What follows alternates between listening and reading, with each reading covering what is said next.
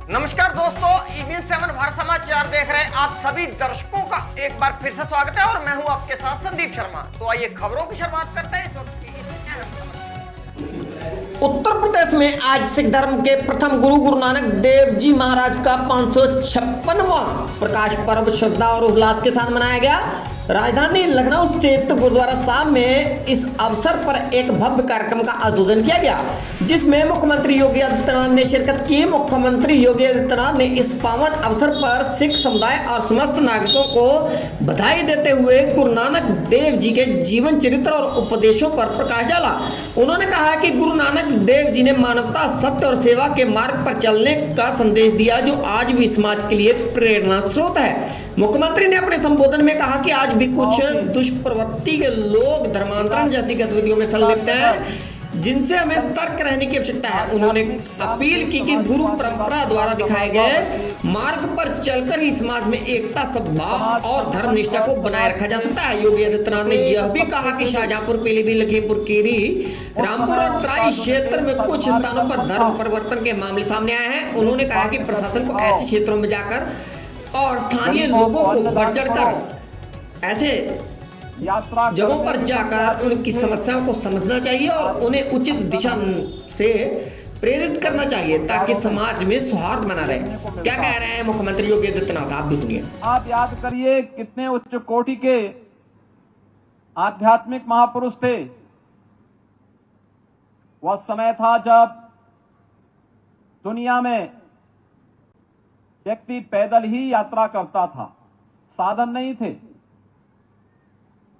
और कहते हैं जब वे काबा पहुंचे तो वहां पर वे आराम कर रहे थे। तब तक वहां का मौलवी उनसे कह रहा है कि काबा की तरफ पैर करके क्यों आप लेटे हुए हैं। उन्होंने कहा कि अगर यह ईश्वर है तो फिर मेरे पैर उधर आप ही कर लीजिए जहां ईश्वर न हो, और कुछ और है तो मुझे कुछ कहना ही नहीं। कहते हैं कि उसने शरारतन गुरु नानक देव जी के पैर दूसरी ओर किए, पता लगा कि उधर ही उसको काबा के दर्शन होने लग गए। यानी उनकी उच्च कोटि की आध्यात्मिकता और सिद्धि इस बात को प्रदर्शित करती है कि भारत के अंदर संतों की, महापुरुषों की एक श्रृंखला इस रूप में रही, जिसके कारण भारत भारत बना रहा। जब उस समय विदेशी आक्रांताओं से देश थरथरा करके कांप रहा था, तमाम राजे रजवाड़े उनके सामने घुटने टेकने के लिए मजबूर हो रहे थे, तब भी एक महापुरुष हुंकार भर करके उनको ललकार करके बाबर को जावर कहने यानी जल्लाद कहने का हिम्मत करता है। ये चीजें आज भी उनकी उच्च आध्यात्मिक जो पृष्ठभूमि थी, समाज को मार्गदर्शन करने और नेतृत्व प्रदान करने की जो सामर्थ्य थी, संपूर्ण सिख पंथ की स्थापना उसी सुदृढ़ नींव पर आगे बढ़ती है। और वह तेज पुंज के रूप में हमें दसम गुरु गोविंद सिंह जी महाराज की तेज और ओज के रूप में देखने को मिलता है। बहन और भाइयों, आज जब हम 556वें प्रकाश पर्व के अवसर पर यहां पर एकत्र हुए हैं, हम सबको मिलकर के इस बारे में संकल्प लेना ही होगा। गुरु नानक देव जी ने जाति पाति के भेद को समाप्त किया था। गुरु नानक देव जी ने मिल बांट करके समाज के संगठन को मजबूती प्रदान करने की प्रेरणा दी थी। ऐसे कौन से कारण हैं कि हम जब देखते हैं पंजाब में तराई के क्षेत्र में अपने, वहां पर भी हमारे को सिख बंधु धर्मांतरण करते हुए दिखाई दे रहे हैं। हमने ये तो सुना था बचपन में कि पंजाब में हर परिवार का एक व्यक्ति जो सबसे बड़ा पुत्र होता था, वह सिख पंथ के लिए समर्पित होकर के कार्य करता था, वही सिख बनता था। लेकिन मैंने सिखों के धर्मांतरण की बात को सुना नहीं था, लेकिन आज देख करके दर्द होता है। हमें सख्ती से इस प्रकार की दुष्प्रवृत्ति को रोकना होगा।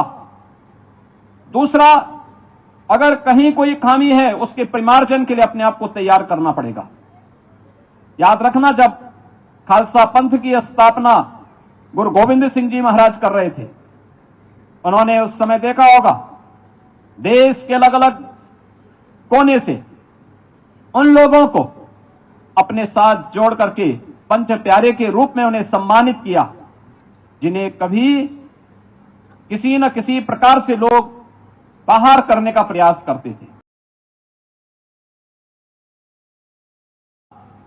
हम स्वयं उस प्रकार की स्थिति को प्रस्तुत करने या उस प्रकार के अवसर प्रदान करते हैं। हमें कोई भी ऐसा अवसर नहीं देना होगा।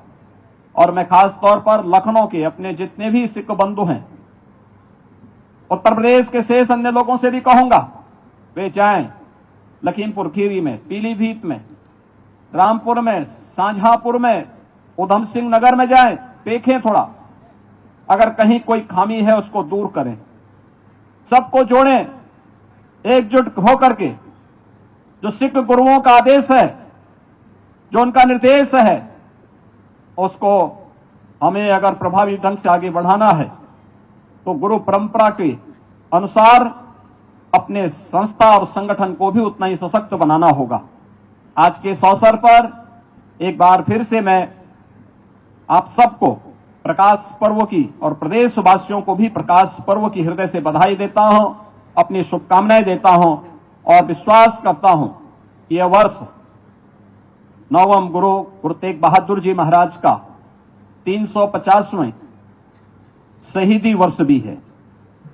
ये कार्यक्रम देश के अंदर बड़े उल्लास के साथ आयोजित हो रहे हैं और आज मुझे बहुत अच्छा लगा, प्रातः काल मैंने जब समाचार पत्रों को देख रहा था, मुझे बहुत अच्छा लगा कि ननकाना साहब में भी कार्यक्रम आयोजित हुए हैं।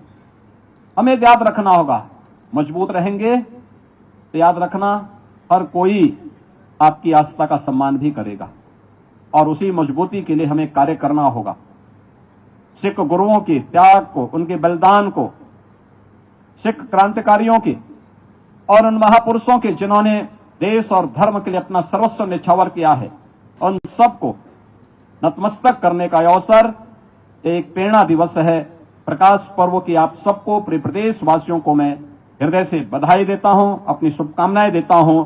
बोले सो निहाल, बोले सो निहाल।